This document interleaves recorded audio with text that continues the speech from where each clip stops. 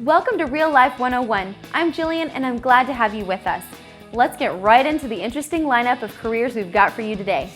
First, we'll meet with a man who's made a profession out of his love of photography, especially making people look good for portraits and headshots. Then we'll visit a dance clothing and accessory boutique where you can even rent costumes worn by the contestants from the TV show Dancing with the Stars. For those of you into sports and writing, we'll let you in on a way to get up close and personal with your favorite sports teams and make a living. So don't touch that remote because it's all about turning your hobbies and passions into careers today on Real Life 101. Let's go, gang.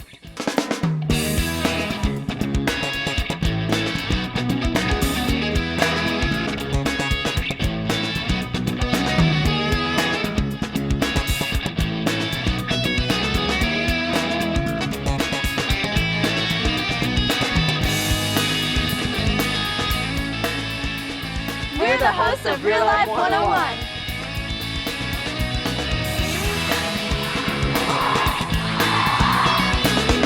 Do you find yourself constantly taking out your digital camera or cell phone to snap pictures?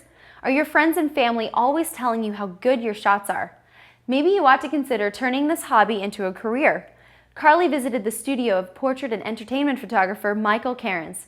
She learned what it takes to be a self-employed photographer. I'm here with Michael Cairns, so tell me about the photographic work that you do. Well, I work with people, and it ranges from everybody that's trying to get into the world of modeling and acting to people who are already in that world and just need updated photos. I also work with a lot of TV news people. We work with the Orlando Magic, cheerleading, and the players and things like that. So it's kind of all over the place, but always people and always in a manner that's trying to promote them and sell them. When did you get started in photography? Well, I started when I was young because I found that it was easier to draw and paint from photographs. So I worked a lot with a camera and understanding photography as it pertained to the artwork that I was planning to do. And I wanted to be an animator, but got to college and realized that photography was probably a lot more suited to my personality. And how many years did you spend in college? 4 years. It's a 4-year degree in No, I photography? actually didn't take any photography classes. I went to get a fine arts degree. And photography happened to me kind of along the way. It wasn't a plan at all. I found that it was probably for me mentally a better career to choose because I wasn't so concerned about my art being so perfect and the fact that I could never finish my paintings and drawings. So it was better for me because if I didn't like it, throw it away. If I like it, keep it. Do you do most of your photography in the studio or on location? About half of my work is outside or on location, different places, and the rest of it's here in the studio. How has technology changed your career in photography? Well, it's made it a lot easier because I can do a much better job for my clients. I can do that much quicker. I can let them see the results of the session right while they're here. And so there's not a whole lot of reshooting that we have to do anymore. But by the same token, we have a lot of photographers out there who pick up a digital camera thinking that's going to allow them to be a professional photographer. And they really don't understand that there's more to it, especially in terms of lighting and posing and framing a shot. Is there any downsides to digital? It's really expensive. Really? Yeah, the cameras are expensive. They're about 10 times more than the cameras I used to use 7 and 8 years ago. The lenses are more expensive because they've got to be compatible for digital cameras. All the technology that we have to produce those photographs are more expensive. We have a printer that costs almost $60,000. We've got 5 computers in here, so it gets pretty costly. What do you find most demanding about your job? The hard part is not so much the people that I work with, but the people that are around the people I work with. In other words, the stage parents, the people that are really pushing hard to get their children or their spouse, their boyfriend, whatever, girlfriend, into the business. And they want it so badly they forget things like manners, etiquette, being nice to the other people around them. What do you think are the best skills that a photographer needs? Definitely patience, because you have to, first of all, be willing to wait on people while they're getting their makeup and hair done. You have to wait while they're dressing, wait while they change their mind and go dress again. You have to, you have to be flexible. You can't be too rigid in what you want to do, and then, when things go wrong, get really crabby and upset. Yeah, so very flexible, patience, and you have to have a lot of personality to bring the best out in people when they're getting their photographs taken. Do you have any advice for someone wanting to get into photography? I do. The main thing is to understand that it's a photography business, and you have to be very good at the skills required to stay in business in order for you to grow as a photographer, to keep working as a photographer. So in order to do that, you need to know about marketing and the administration of running a business. Sounds very boring, and that's why most people that come and intern with me kind of go running into the night, because it just sounds too hard. They just want to take pictures and make money. For myself, I had the opportunity to intern with a photographer. I spent a year working for free and learning how a photography business worked. And it was very reassuring to me to know that that if I treated my business like I was going to have it all my life, I get to keep it all my life, because it shapes how you treat people. If I know I want to be in business till I die, then I want you to come back. Well, thank you so much. Nice to meet you. Nice to my meet pleasure. you. I had my headshots done by Michael, and he made me look good. It takes a person with a keen eye, imagination, and creativity to be a good photographer. About half of all people who enter this profession are self-employed. To be self-employed, you must not only be good at photography, but also have a good business mind. There are varied amounts of training and interning options for those interested in this field. Freelance and portrait photographers need technical proficiency gained through either a degree program, vocational training, or extensive photography experience. Some employers require a college degree in photography. On the other hand, many photographers are totally self-taught. If you think you might be interested in making a career out of your hobby, take lots of photos. Show them around and see what type of feedback you get. Get involved in photo clubs or on your school newspaper staff. Also, call photography studios and see about internships or assistant jobs available. Louis would be so jealous if he knew that I was in a photography studio. We'll be right back. And we're back with more Real Life 101. Don't you just love all the different outfits and costumes on the TV dance shows? I can't wait to see what the different stars are going to be wearing each week. Costumes are a big part of dancing. Louis recently visited Coco's Boutique, a shop that sells and rents dance costumes and accessories to all levels and types of dancers. Owner Lynn Pruitt talked to him about how she and her husband turned their love of dancing and their frustration trying to find the clothing and accessories she needed into a career. Wait till you see the incredible costumes they have. So Lynn, tell me about Coco's. Well, Coco's was started, actually we began the process last year in November. We finally opened our store March of this year, and it's all about ballroom dancing. Wow, so how many dresses do you have? Oh, I should count, I don't know. Probably, I'd say 50 to 60 at least, maybe more. Do you only focus on ballroom? Basically ballroom, but hip hop people come in, and we've had ice skaters to come in, and the country western people have come in, so we do a little bit of everything. Oh, how do you start on this business? Well, my husband and I started dancing last year because we wanted to look good at our son's wedding. So we started dancing, and we found that we had a hard time finding products. So we felt like if we had a hard time finding products, then probably everybody else would too. So from there, we started Coco's. So what do you love the most about your job? I love outfitting the ladies and what they want to wear. It's just such a wonderful experience for them to put that dress on that's just the right dress and the right costume, and they just look so amazing, and the look on their face is just, I feel like the fairy godmother in Cinderella going bippity boppity boop, you know, but it's just a wonderful experience because they're happy, and it just feel like you've just helped birth a dream. Is it difficult to start a new business? Well, it is, yes it is, and no it isn't. If you have a passion, and if you're driven by that passion will keep you going. So yes, it is hard, and you meet a lot of obstacles, but you have to remember that no is just a good place to turn around and go a different way. So don't worry about the no's, just turn around and go a different direction, and just keep pushing forward, and a lot of sweat, 90% perspiration, 10% inspiration, and that really does hold true. So tell me, what makes a good outfit? What has to be in an outfit for a ballroom? Well, it depends on what your dance is. So you want to be sure to match that costume with the type of style of dance that you have, and you want to make sure that the costume fits the body very well. And that's just a process that we go through to make sure the bodysuits are long enough or short enough, the hem is the right place. So and also you want to be on that floor, you want a color to pop. You want the judges to notice you. So you want colors, and you want a costume that's not over the top, but very, very well put together, and that would make a great statement about who you are and what you're trying to portray on that dance floor. So is one style more popular than others? I would say the Latin style. The Latin dances are more popular by and large, and the costumes are a little more exciting, and so that tends to be a little bit more popular. So is this considered a Latin dancer outfit? The red dress, yes, this is a Latin costume, and actually this is an original Dancing with the Stars costume. It was worn by Ashley Del Grosso, and this is a very popular costume for us. We rent it, and it is for sale, but we rent it a lot, and this one happens to look good on lots of different ladies. You can see that the costumes are made with stretch material, so it's very forgiving and fitting for lots of different shapes and sizes. Is there long hours in retail? Yes, Lewis, there is long hours, but you know that coming into the business, and you prepare yourself for it. But we don't open until 11 in the morning, and we stay open until 7 at night. So we give people that work an opportunity to come in after their work hours. And of course, we're open on Saturdays too. But yes, the hours are a little bit long.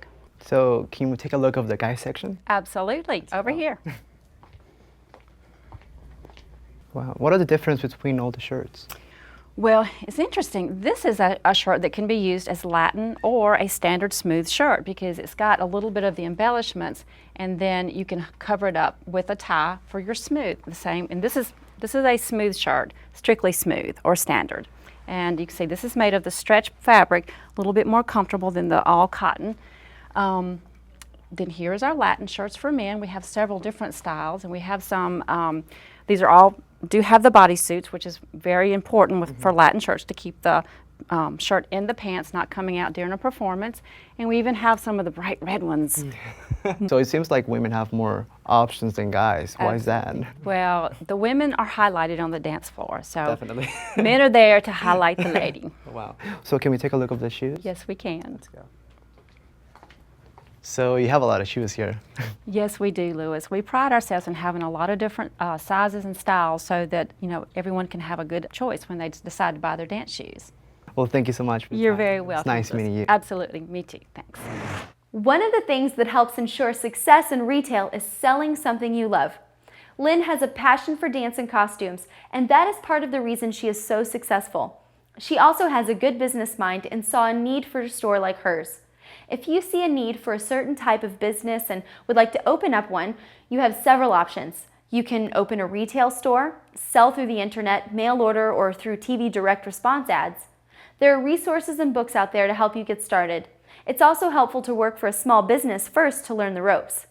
Starting a business often means you have to be able to go a long period of time without making any money and take financial risks. Being a people person is important. You should also be good at juggling a lot of different tasks. After all, you can't say, "It's not my job," when you own the business. I picked this up for Carly. I'm gonna go find her while you guys take a break. So we're back. I found this for Jillian. What do you guys think?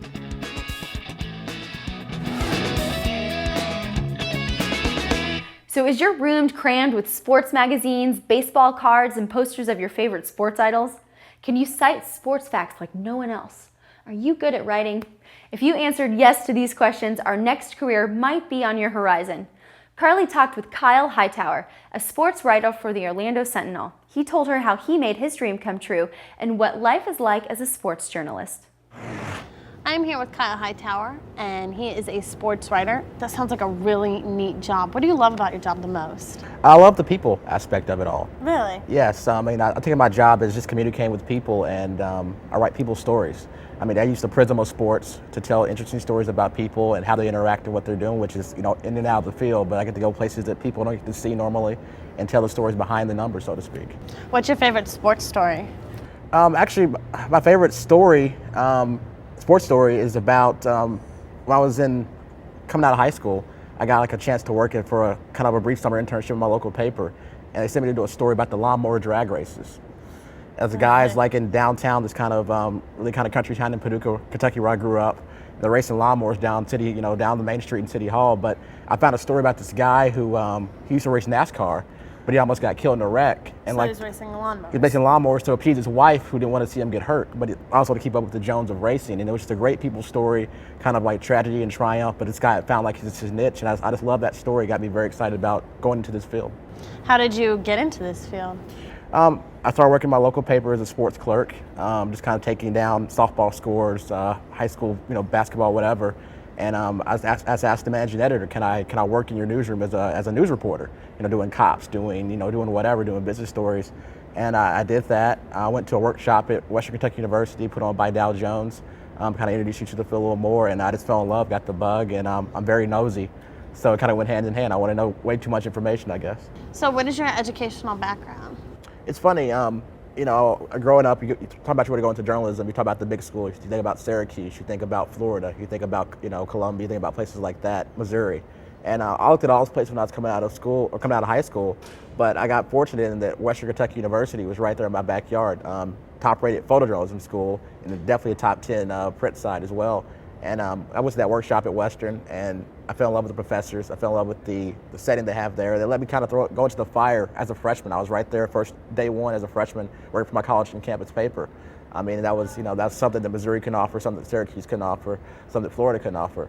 And it was right there in my backyard, and it was a great place to be. Do you like to cover one sport over another?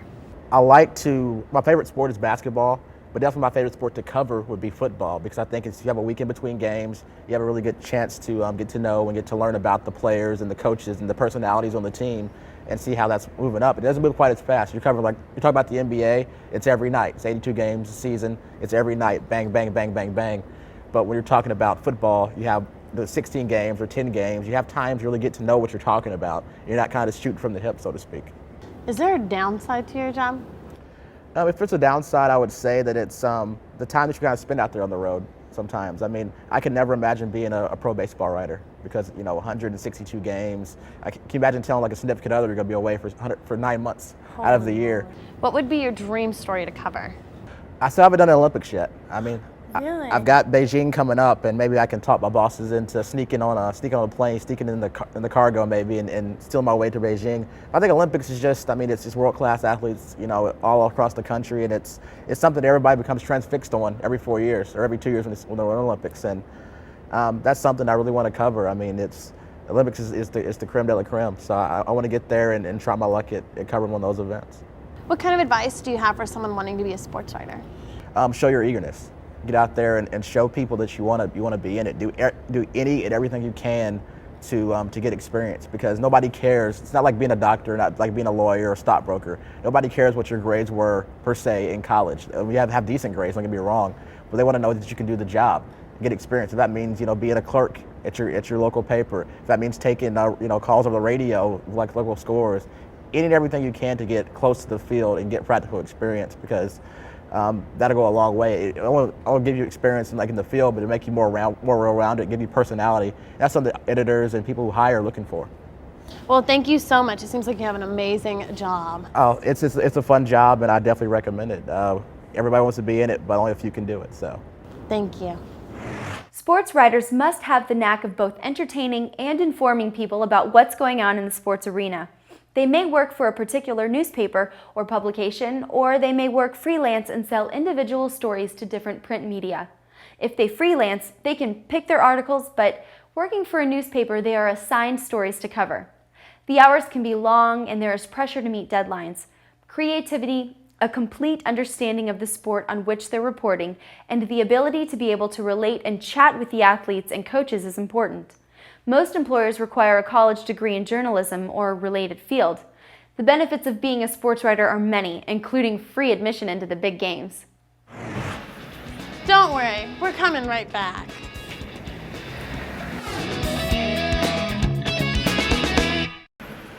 I told you we'd be back. As you've just seen, there are a lot of professions out there that involve turning passions and interests into a lifelong career. There are a lot more. Keep your mind and eyes open. Just look at the fun I'm having. And they call this work. So be sure to join us next week when we turn you on to more ways to spend your adulthood. We'll meet the man who oversees all the facilities maintenance for a large hotel. Then we'll talk to a dietitian who specializes in working with kids that have special dietary needs. We'll also visit a library and meet with a couple of librarians. They'll tell us how this profession has evolved through the years to become a very fascinating one. So tune us in, same place, same time next week, as we ask the never-ending question, what do you want to do with your life?